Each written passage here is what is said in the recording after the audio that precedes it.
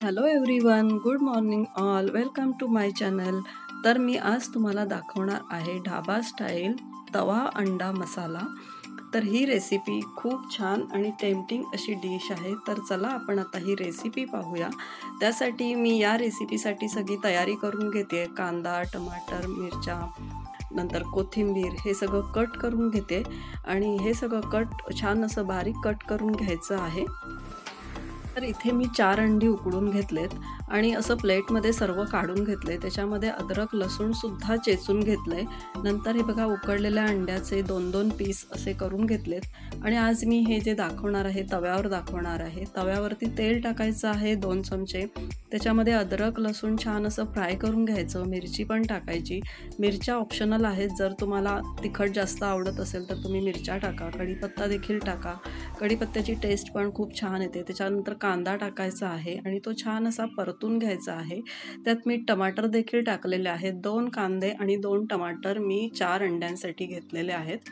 तर हे छान असं मऊ होईपर्यंत, एकजीव होईपर्यंत छान असं त्याच्यातून तेल सुटलं पाहिजे तोपर्यंत छान असं परतून घ्यायचं आणि हा लवकर ब्राऊन होण्यासाठी त्यामध्ये आपण थोडंसं चिमूटभर असं मीठ टाकू शकतो. नंतर ढाब्यावरती जे सगळे पदार्थ केले जातात त्याच्यामध्ये 1 चमचा बेसन हे असतंच असतं. तर हे बेसन असं छान की मी तव्यावरती मध्यभागी भाजून घेते आहे. म्हणजे वेगळं भाजायची गरज नाही आणि ह्या भाजलेल्या बेसनची चव खूपच छान लागते आणि आपला जो पदार्थ आहे तो एकजीव होण्यास, घट्ट होण्यास त्याचं छान अशी मदत होते.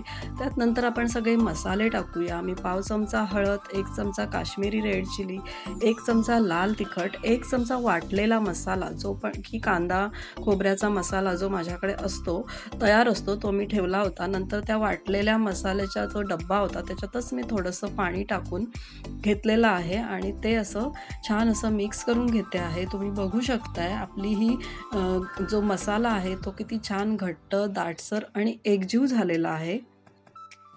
नंतर या मसाल्यामध्ये आपण चवीप्रमाणे मीठ टाकून घ्यायचं आहे.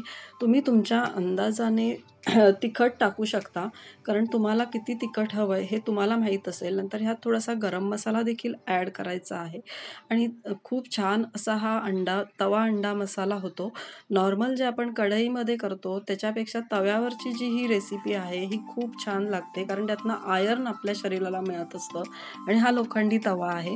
तर मी ह्याच्यामध्ये हे कापलेले जे अंड्याचे पीसेस आहेत ते ठेवते आहे. खास करून लोखंडी तव्यावर करण्यामागचं कारण हेच आहे की त्यामधलं आयर्न हे आपल्या शरीराला मिळतं आणि अशा प्रकारे हे अंड्याचे जे पीसेस आहेत ते सर्व मी ठेवून घेते आणि हा जो मसाला आहे हा मी त्याच्यावरती लावून घेते. जास्त पातळ नाही करायचं. अगदी थोडंसं हार्डली मी 2 ते 4 चमचे पाणी याच्यात वापरून असा हा मसाला माझा तयार करून घेतलेला आहे.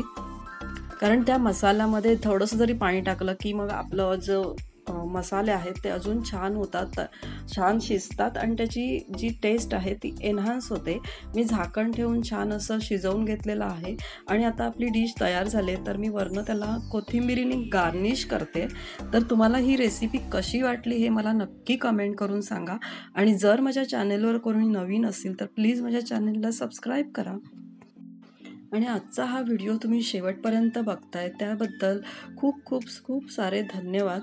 तर मी हे ताटामध्ये सर्व करते, जेवण वाढते. तर त्याच्यामध्ये मी पोळी आणि हे अंडं असं ठेवलेलं आहे, अंडा मसाला. तर थँक्स फॉर वॉचिंग.